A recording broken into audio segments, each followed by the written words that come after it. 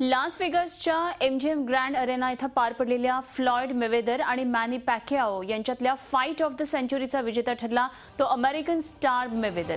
या विजयासह मेवेदर ज्युनियरनं सलग 48 विजयांचा रेकॉर्डही साकारला आहे। यामध्ये त्यानं तब्बल 26 वेळा नॉकआउट विजयाची नोंद केली आहे।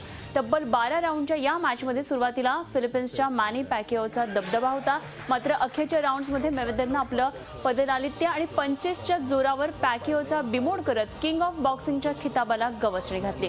या लक्ष्यवेधी मॅच करता अनेक स्टार्सनी हजेरी लावली होती। यामध्ये माजी लेजेंडरी एनबीए प्लेयर मायकल जॉर्डनसह Hollywood star Mark Wahlberg, Robert De Niro, singer Justin बीबरसह माजी चॅम्पियन बॉक्सर होलीफील्डही उपस्थित होता। आणि या संदर्भात चर्चा करण्यासाठी सध्या आपल्याबरोबर माजी बॉक्सर आहेत मनोज पिंगळे। सर, आपण बघतोय की अमेरिकेचं नेहमीच वर्चस्व राहिलेलं आहे बॉक्सिंग या खेळामध्ये, तर काय ह्याचं वर्चस्व मोडीत काढण्यासाठी कोणीच नाहीये दुसरा देश किंवा एकंदरीतच भारताची स्थिती काय सांगता येईल? खरं तर या मॅच मध्ये असं अपेक्षित होतं की मॅनी पॅकिओ जो फिलिपाईन्सचा बॉक्सर आहे तो अमेरिकन बॉक्सरला हरवेल असं अपेक्षित होतं खरं, आणि त्याप्रमाणे तो खेळतही होता।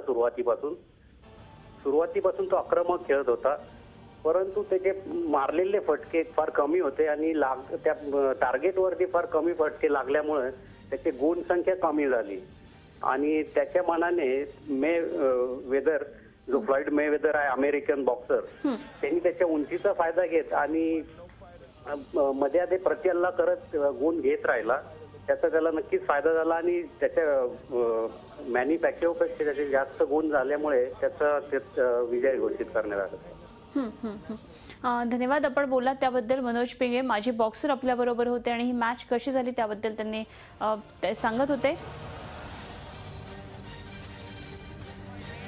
तर मेवेदर ठरलाय किंग ऑफ बॉक्सिंग। फोर्ब्सच्या मॅगझिननुसार मेवेदरची वार्षिक कमाई ही 668 कोटी रुपये इतकी आहे। झी 24 तास रहा एक पाऊल पुढे।